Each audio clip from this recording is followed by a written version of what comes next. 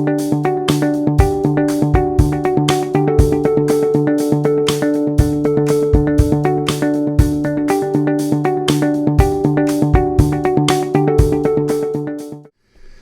and welcome back to Ninox Learning.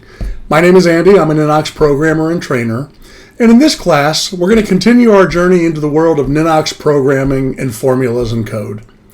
In our last training class, we took our first steps into the area of programming and looked at how we could automate Ninox and some of the processes that it takes care of.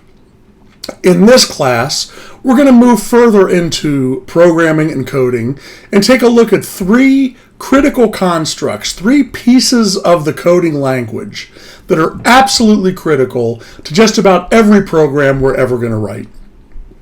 So let's go ahead and get started. Now, I'm going to start with a blank table, and we're going to go in and create a single formula field within this table. Now, you may remember from a previous class, we spoke about code levels. Code levels can range from all the way at the very top at the database or application level down to a specific field or specific piece of data or content in a field. In this class, we're going to work with a formula field in a table, and we're going to build our code at the field level. But everything we're going to discuss and learn in this class is applicable at all levels of code, from the database to the table, to the field, to the record, to individual pieces of content. So let's start with our formula field. And we're going to go into our form view, and we're going to access the formula editor by clicking on Formula within the Formula field. Now remember, there are two formula editors. The Visual Editor, which is a drag and drop coding tool, and the Text Editor, which allows us to write code in a freehand or text style. We're going to focus in this class, and for the remainder of our classes on programming and coding, we're going to focus on the Text Editor. If you have questions or you're not comfortable using the text editor, go back and check out the previous video, redo some of the processes and some of the examples that we showed in the visual text editor, and then come back and start again. But at this point, we're going to move into actually handwriting and coding our text line by line. Now, the first character that I want to talk about is the equal sign. The simple, standard, and very basic equal sign. This single character has not only three uses, but three of the most important functions and uses in the entire Ninox programming world. The first one, and the most obvious, is a test of equality. Does A equal B? When using the equal sign in this simplest of formats, what we are testing is to see if whatever is on the left is equal to, is identical to, whatever is on the right. Now, what's on the left and what's on the right can be as simple as two variables, which we see here, or it can be a combination of formulas and variables, or it can be a combination of formulas. But no matter what is on either side of the equal sign, the result of this test of equality is going to be true or false, yes or no. In this use case, the equal sign does not produce a numeric value as we're used to seeing in math or statistics. It produces a binomial value of yes or no, true or false. In this case, we see two formulas being evaluated, 2 plus 2 and 3 plus 1. And the question being asked in this line of code is that which appears on the left equal to, identical to, or in balance with that which appears on the right? And the answer, of course, is yes, true. 2 plus 2, which which results in a 4, is most certainly equal to 3 plus 1, which produces the same result. We could have written it this way. Does 4 equal 3 plus 1? And again, it would have been true. This would give us a false result. 1 does not equal and will never be in balance with or identical to the result of 3 plus 1. Now, we're used to seeing the equal sign in mathematic and numeric strings. But in this case, the equal sign works across both alphabetic as well as numeric. For example, we could ask, does this equal that? Does the value to the left of the equal sign equal the value that ultimately appears on the right of the equal sign? And again, the answer is yes. This string, capital ANDY, is equal to the result of this string. The letters ANDY, and those should be in quotes, all capitalized, all rendered in uppercase. The value that appears on the left is equal to the value that appears on the right. The important thing to remember here in this first use case of the equal sign is when using the equal sign by itself, this is a test of equality. It is a test that is going to result in a pass, which would be a true result, or a fail, a false result. In this case, the test passes. The value on the left equals the value on the right. And in this case, the test fails.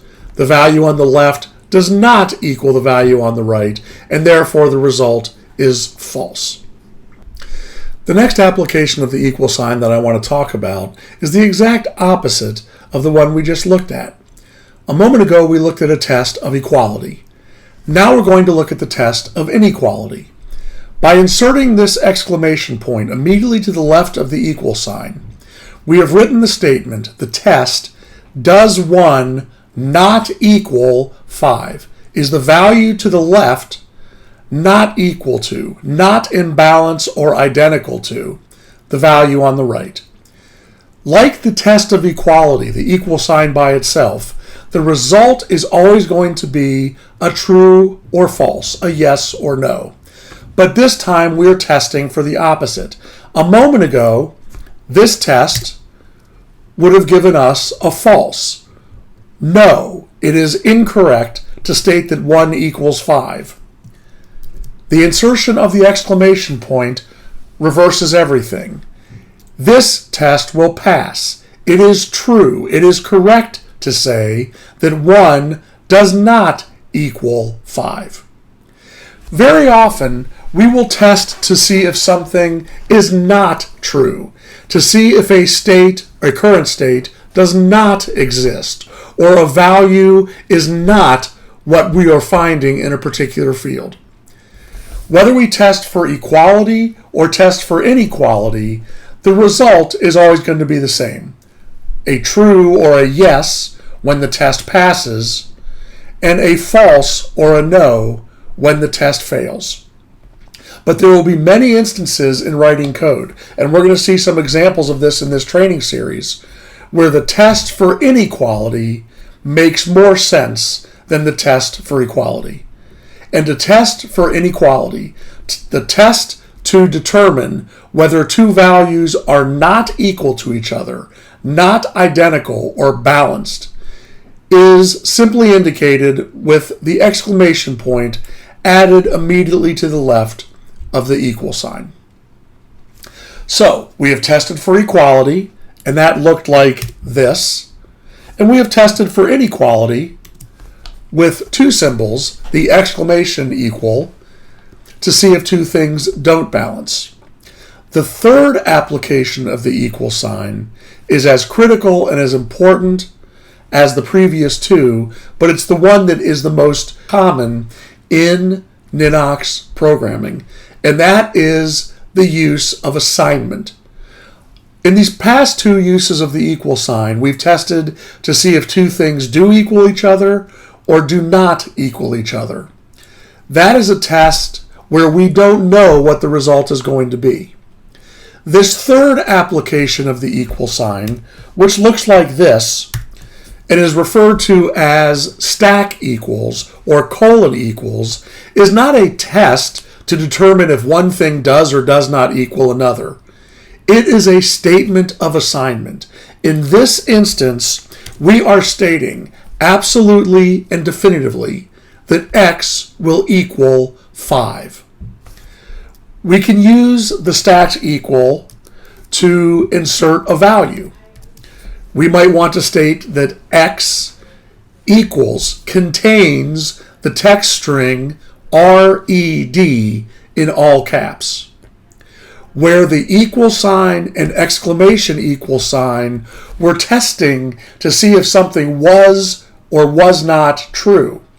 This is a declaration of value. We are declaring that the variable x does contain the value to the right of the stack equals. Now, notice in this particular instance, this application of the equal sign, we're getting an error. Field not found at line 1, column 4. What this is saying is, I, Ninox, do not recognize the X that appears in line 1. Field not found X at line 1.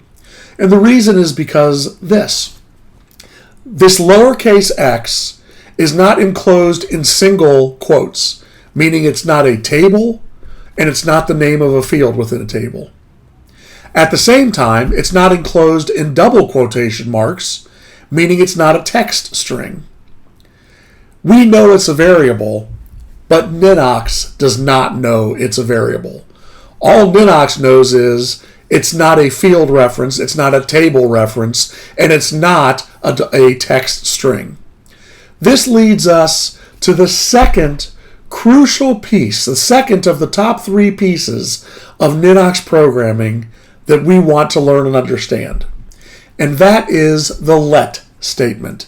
L-E-T, always typed in all lowercase. Before we can assign a value to something, that something must exist. Let me give you an example. I could make the statement that field number 1 equals 100,000.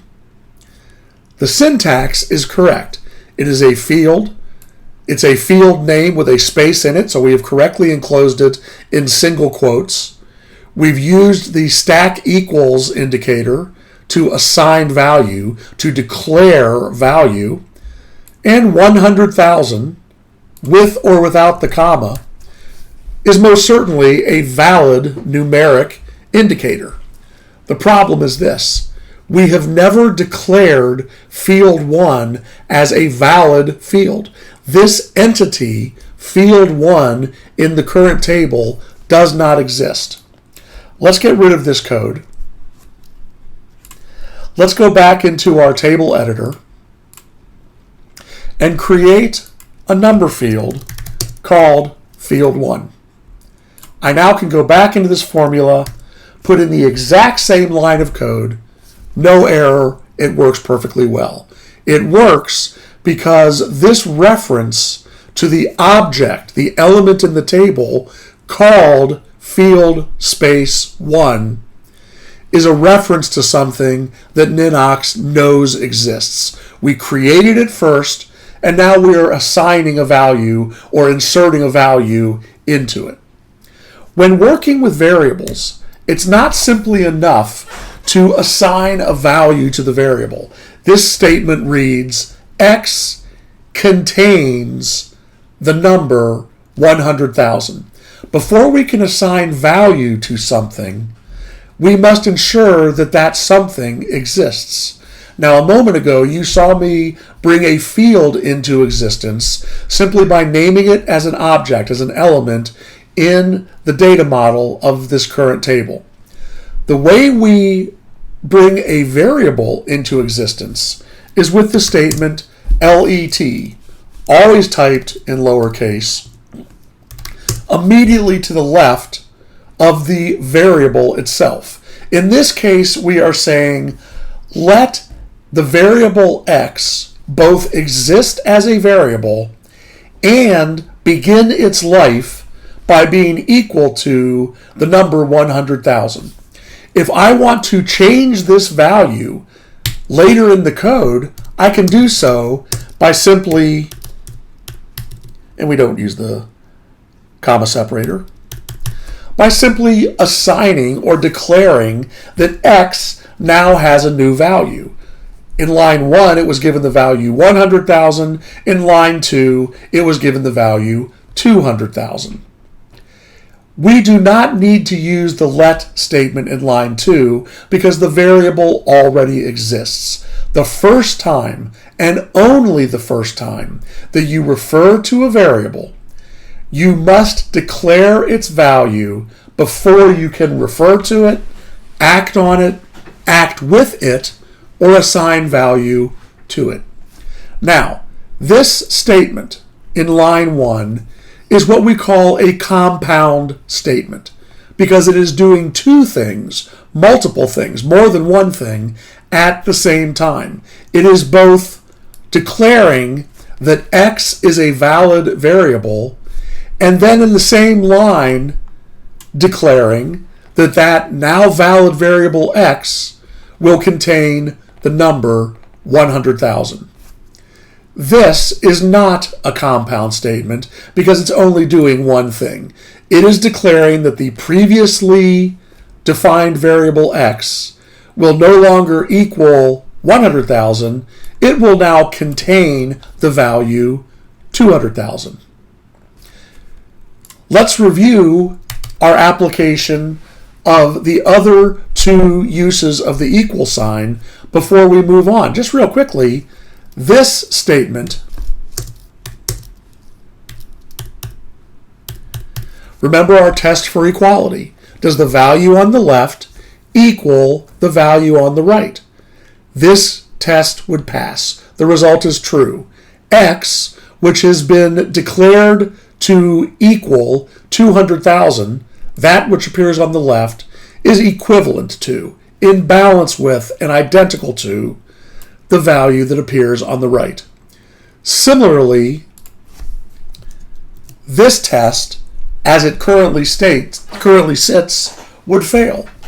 The value on the left is not imbalanced. It is not equal to the value on the right. This is a test of inequality. And the value on the left is not unequal to the value on the right. This test would result in a fail or a false or no value. But let's continue on and explore a couple of other important aspects of the let statement. You will note that I have declared in line 1 that x is now a valid variable. I don't need to do a compound statement. I could have simply said let x equal 0. Declare that x is a valid variable to be used in this block of code and assign its initial value to be 0. Now, it's very important to understand that the first value assigned to a variable, the value to the right of the stack equal sign in a let statement, will determine what kind of variable it is. I have declared here in line 1 that x will exist. That's what this says right here. And it will begin its existence with the value 0.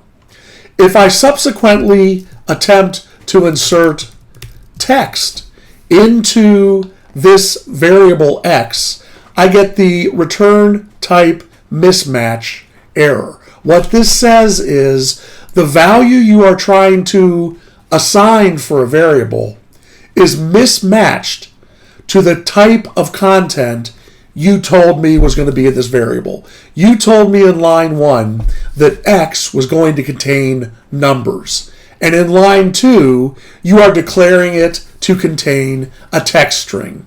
That is a mismatch. Similarly, if I define x to exist and exist initially with the text string capital A NDY and subsequently attempt to declare it to contain a numeric value, again we have the same error but in the reverse. A variable that we brought to life and determined to be a variable that would contain text strings, we're now attempting to insert a numeric string or a numeric value. That's a mismatch. Doesn't work. I could take the variable x and declare that it originally contained the value capital A NDY, but it now is going to contain the value capital T ERRI, Terry. That's perfectly fine. I can change the name that exists in the variable x because, like capital A NDY, capital T ERRI is a text string, properly enclosed between two double quotation marks, and therefore a valid assignment or declaration of value for x. So it's important to remember when using the third form of the equal sign, the declaration or assignment of value. First, the variable must exist, and it must exist by being part of the let statement, and the let statement has four components: the word let, the name of the variable, the stack equal, the third component, and that which is the first thing this variable will contain upon the beginning of its existence. Again, it's going to start with the value 0. Later on in the code, I can give it a new value. But once a variable is declared as a text variable, or a number, a date, a time, or a Boolean, which is a yes/no, it must always and can only always contain that type of value. Something declared to be a text variable can't subsequently have values, and something declared a Boolean cannot, a variable declared as a Boolean, which is expecting to contain yeses and nos, trues and falses, cannot subsequently contain a date or a time. You'll get the mismatch error, and that is why. The next thing that I want you to understand about a variable is that it only exists for the duration of the code in which it is declared. For example, let us look at this line of code. Let x equal 0. Then redefine x to contain the value 500. Then select a table with some name. And then define that a field in that table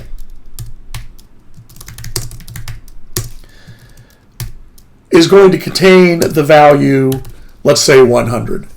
And this, of course, imagines that there is a table called table name that has a numeric field called field name, and I'm using the stack equals to declare that that field will now contain the value 100.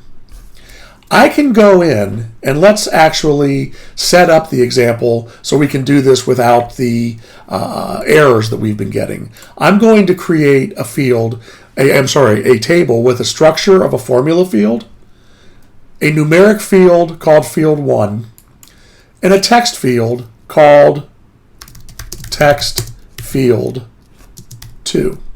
And I'll go back and rename this numeric number field 1.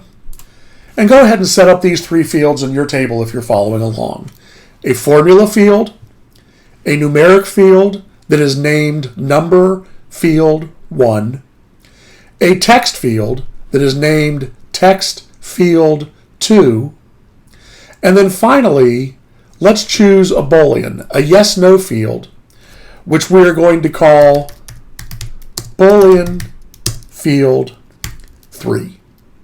Now, let's use these four elements, 3 data fields and the formula, to explore the application of these top 3 coding structures. The equal sign in its 3 forms, the test of equality, the test of inequality, and the assignment or declaration of value, and the let statement, and a third statement yet to be demonstrated. Let's go in and look, however, at the first two. And what I want to focus on for these next few minutes is the life expectancy of a variable.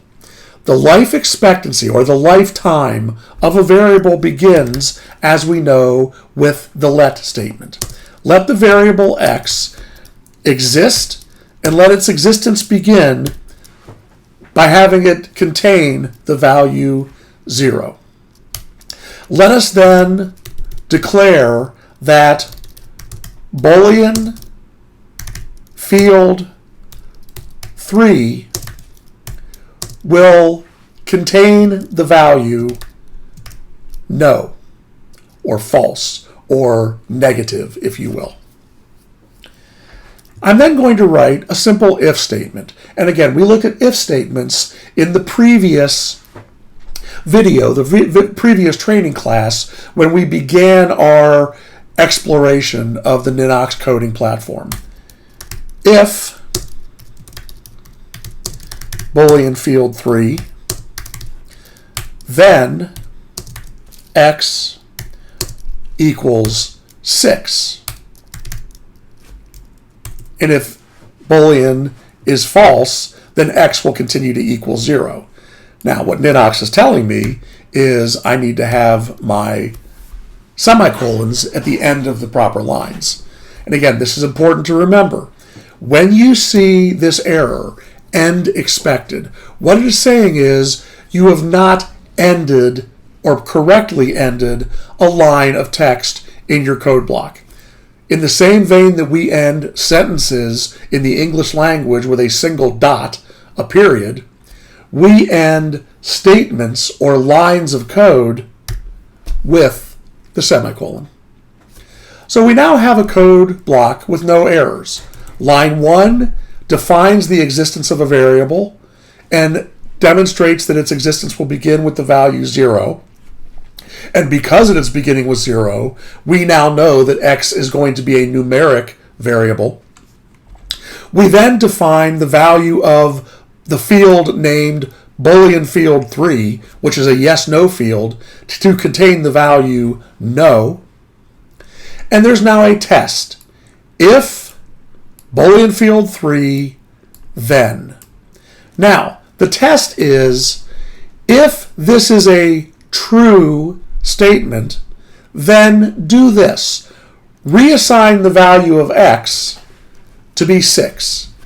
It used to be 0, and if true, then make the value of x 6. Again, no let statement is necessary in line 4 because we're not creating the existence or defining the existence of a variable. We are merely changing the value of a variable that was previously defined. In this case, the variable x, previously defined into existence in line 1. This test here reads from left to right as follows.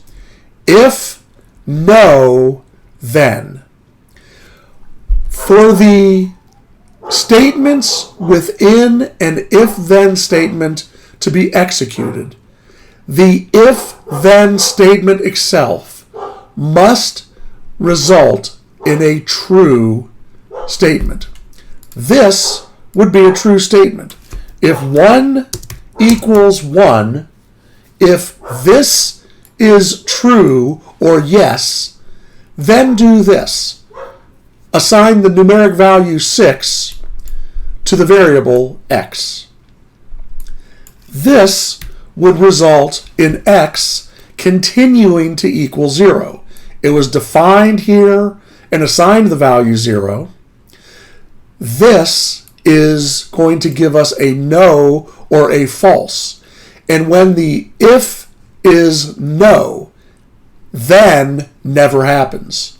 Since 1 does not equal 2, this is a no, which means this statement will never be executed. We've given it no other option. There's nothing it can do in case of a no. We've only told Ninox what to do in case of a yes. Therefore, the block ends. And by the time we get to line 6, x still contains the value 0. Now, all of this was leading up to a discussion of the lifespan of a variable. Let me show you this. We now see that we have the error, now in line 3, field not found X, and we know why. No single quotes indicating reference to a table or a field, no double quotes indicating a text string, and no let statement declaring that X is a valid variable. I'm going to go ahead and put the let statement right there. I'm going to go ahead and put my colon at the end of the end statement and have the value return the value that is in X. And we have an error at line 6, field not found, X. Now let's take a look at this. Clearly, we've defined that X exists. We've used valid statements to enable it to begin its existence equaling 0, and subsequently changed its value to contain 6. And now we're simply trying to refer to this variable. And Ninox is saying that variable does not exist. And Ninox is right. It does not exist because its existence was declared inside of this if statement. The if statement ended on line 5. Therefore, the existence of X ended on line 5. If I take the let statement that is currently on line 3, remove it from line 3, and put it back in line 1, there is no longer an error in line 6. And the reason is this: because X was defined to exist outside of the if statement. It was modified, its content was changed inside the if structure that we see on lines 3, 4, and 5. But its existence preceded the if structure. It exists outside the scope of the if structure. Therefore, we can refer to it outside the scope of the if structure. The exact same statement, let X contain the value 0, moved inside the if structure, means that when the if structure ends, the existence of X ends, and the reference to X on line 6 is a reference to something that does not exist. That to which we are referring stopped existing on line 5. The message here is this: when you define the existence of a variable, if you define it inside a loop, an if-then, a case of, a while-do, or a for-next, the 4 primary looping structures, one of which we've already studied, the other 3 we're going to discuss in upcoming classes. If you define the existence, if you declare a variable to exist inside of a looping structure, it will only exist for the life of that structure. In this case, we declare a variable to exist inside of the structure that begins on line 2. That structure ends on line 5, and so too do the lives of all variables defined inside the structure. Now, if we define the variable X to exist outside of the structure, as we now see here, the structure begins on line 3, X was brought to life in line 1. All's good, but keep this in mind: all variables cease to exist when the block of code in which they were declared stops running. When line 6 is executed and this block of code, I didn't want to do that, this block of code is completed, the variable X will cease to exist. Now, that can be a little bit confusing, So let me show you exactly what I mean. In order to get this to work, I'm going to create the value x outside of the if. I'm then going to reassign it. So I'm going to create the value or the variable x, and I'm going to create it with initial value of 0. I'm then going to modify its value to no longer be 0, but in fact to be 6. And then I'm going to return whatever is in x. It happens to be 6. Remember those all-important end-of-line characters. This is what we call proper syntax. No errors. I accept. I say OK again. I save my changes. And now, when I look at the formula field, remember, we placed this formula field as the first element in the data model. This formula field contains a formula. And the result of this formula is x. And at the point in time when the result is delivered, at this case, line 3, at that point in time, x equals 6. Therefore, a 6 is what is being returned in this formula field. I could just as easily have declared x to be a text field. Let x equal that, and then let's change its value to equal that, and let's return whatever is in x, and now the formula field returns the value of x. However, if I were to go into another field, in this case the number field, and I were to declare that this number field is only visible when x equals independence. As we see, our error message clearly states x does not exist. X existed in a previous block of code. That code is no longer running. It has been executed. It's done. The variable that was declared to exist in that code, in this case x, ceased to exist when the code stopped, when the code was completed. Our effort to refer back to that same variable after the completion of the code block in which it was created will fail, because the life of x ended when the code block in which it was brought to life ended. We'd have to start all over again with a new let statement and a declaration of value.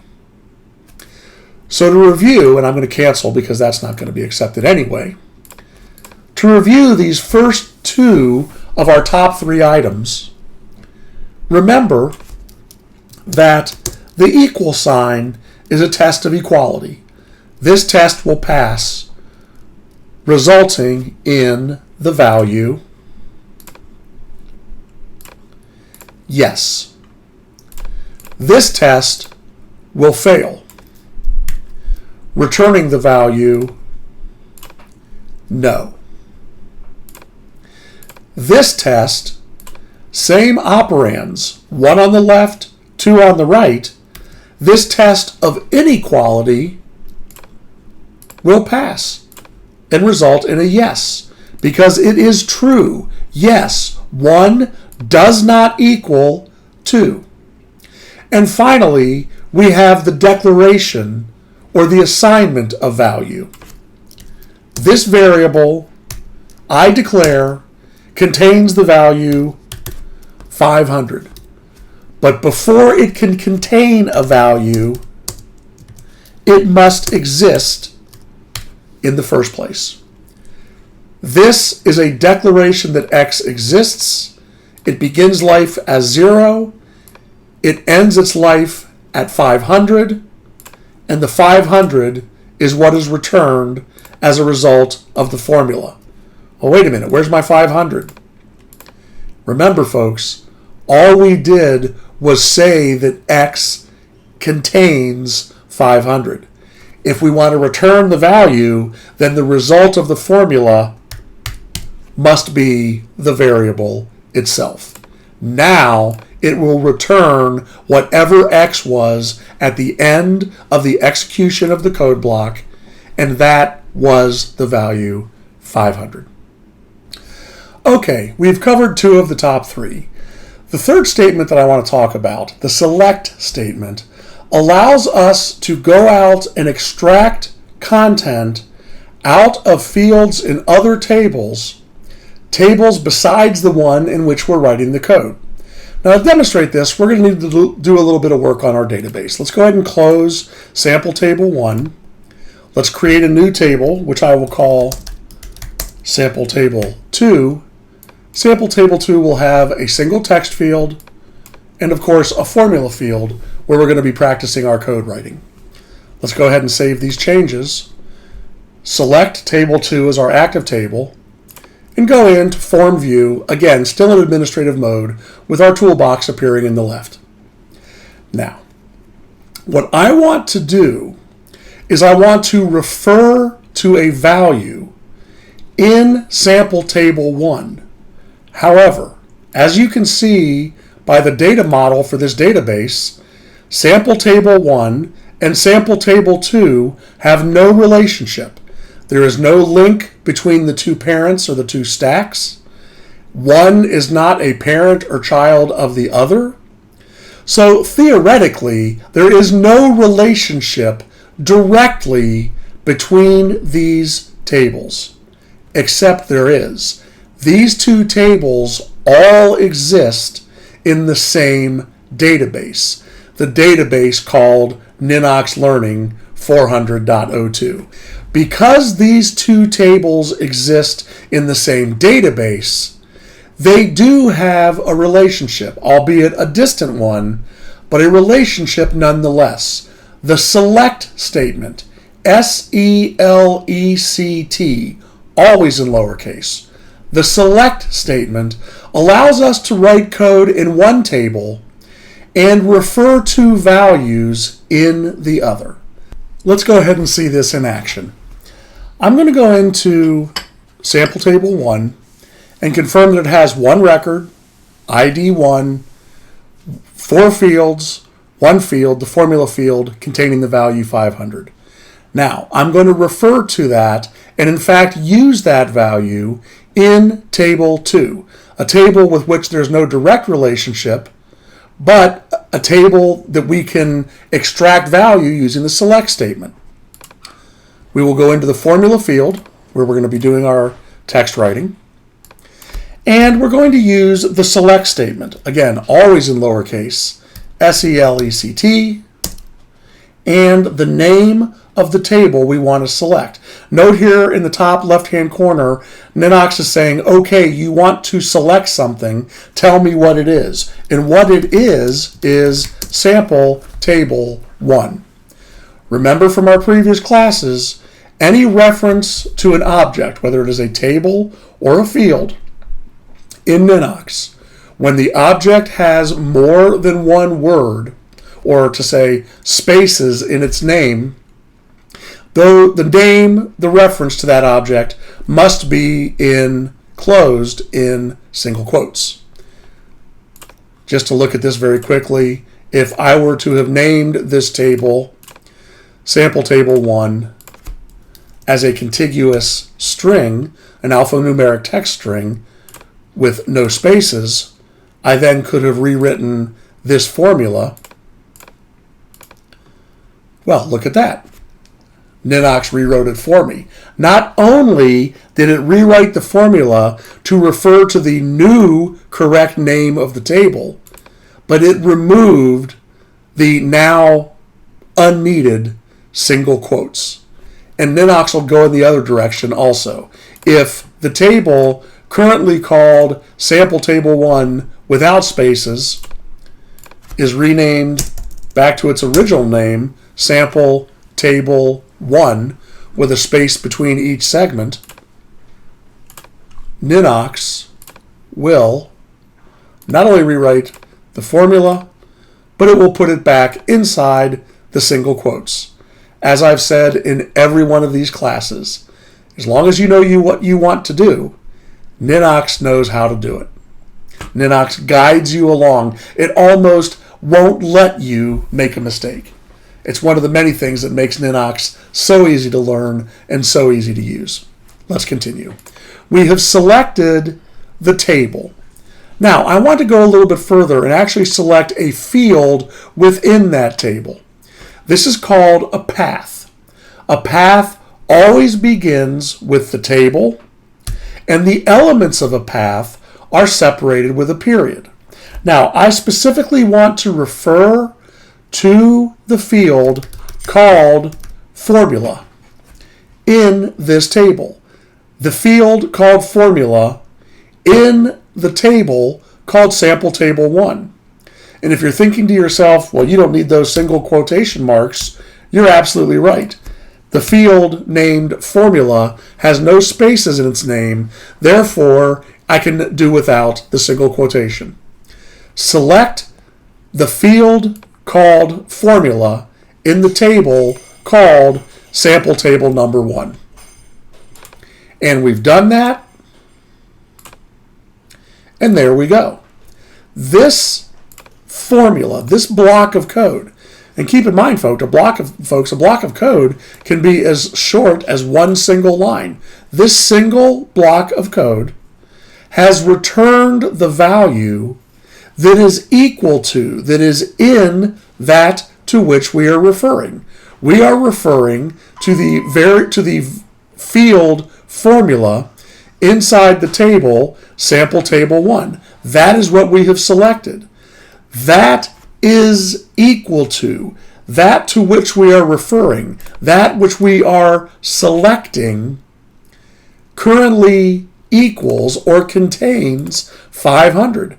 So that is exactly what we see returned in this formula. Now, I said a moment ago that the select statement allows us not only to select values in other tables to which there may be no direct link, but it allows us to act on or act with that value, that which we have selected and retrieved from the other table. I can do this.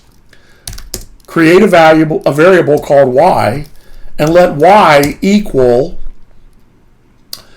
this. Let y equal whatever is returned in that select statement. Now, of course, this is going to return the same thing that we had before. Well, where's my 500? That's right.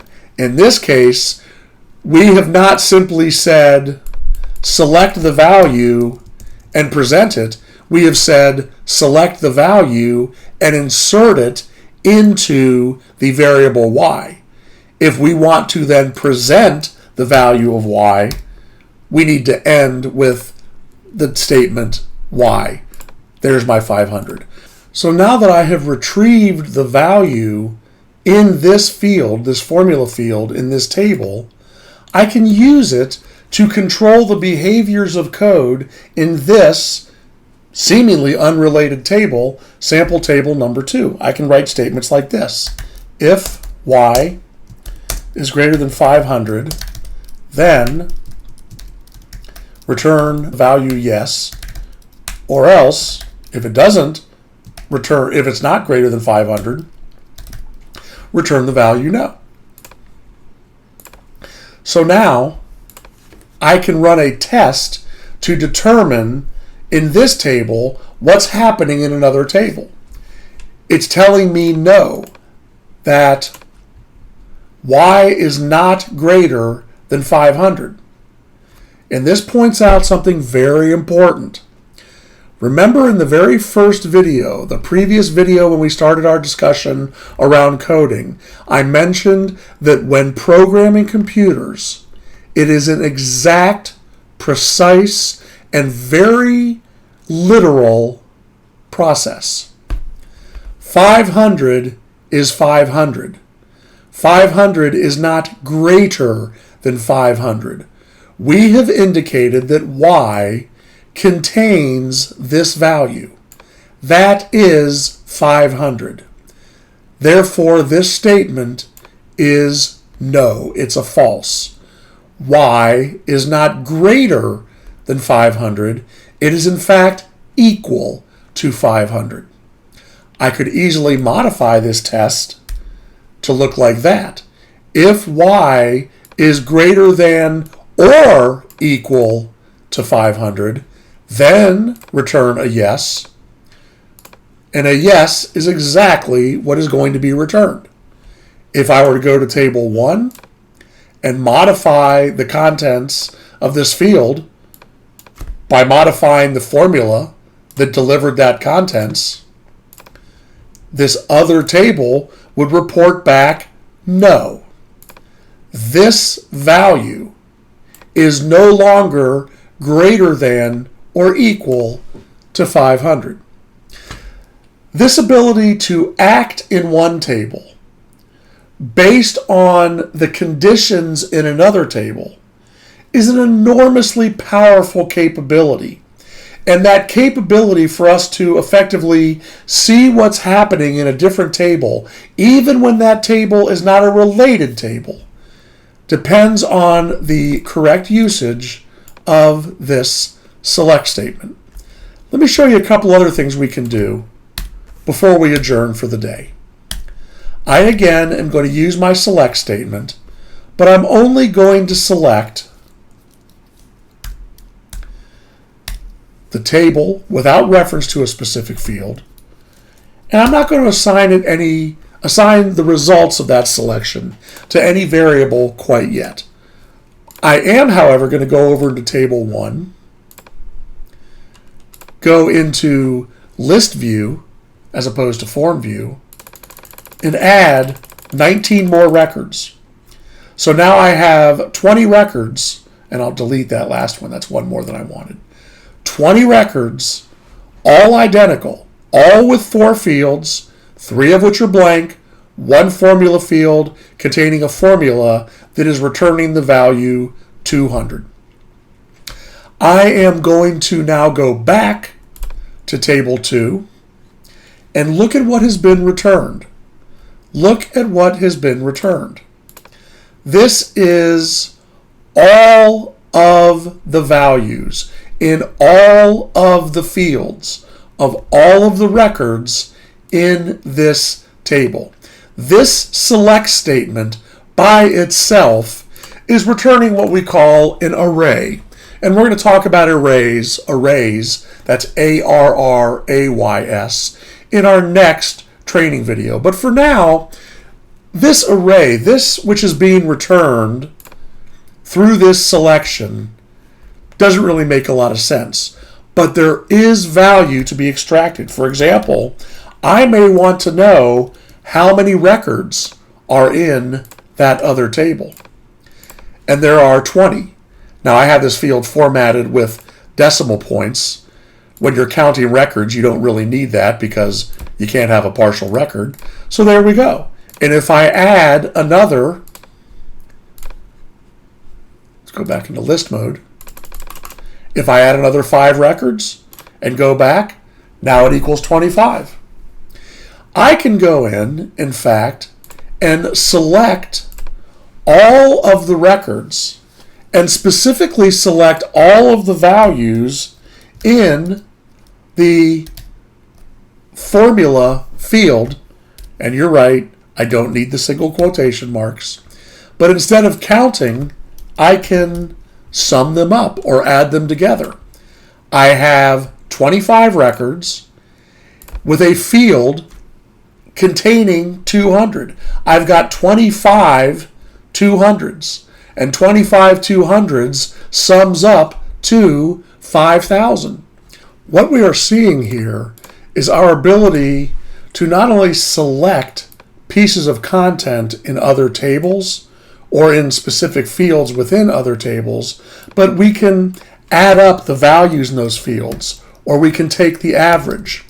We can find out the maximum value or the minimum value. This is particularly useful when we want to assess maybe lots of transactions and we want to find the biggest transaction, or we want to identify the date of the first transaction, or maybe the average of all of the transactions for a particular customer or all of our customers. The ability to select a table and count and analyze the contents of the table, or select a specific field within that table and mathematically and statistically analyze the value of that field, whether it's a text field, a number field, or a formula field. The select statement allows us to do some very powerful things without having to have links between the tables. Now, those are the top 3 things that I wanted to talk about today, but those are just the very, very beginning of what we can do in Ninox. The let statement, the select statement, and the 3 forms of the equal statement, testing for equality, inequality, and assigning or declaring values. Just those 3 items alone, just those 3 statements alone, give us the ability to write some really good code. Combine that with what we learned in the previous video, with concatenation and the if-then statement added to our toolbox. We now are beginning to collect some very powerful capabilities in how we write code to automate Ninox processes. There's so much more, but that's going to be it for today. In the next video, we're going to continue to explore application of the select statement to create views, to create all sorts of dashboards, and begin the process of building really powerful business intelligence and business analysis systems, all with the simple select statement combined with a few tests of equality, an if-then loop here, and maybe some other things there. Join me for my next class as we continue down this path of learning how to use the Ninox Programming Language to make the Ninox system the most powerful application tool on our computer. Thank you for joining me. I hope you enjoyed it. I hope you learned a lot, and I really hope I'll see you in the next class. Bye-bye for now, and thanks very much.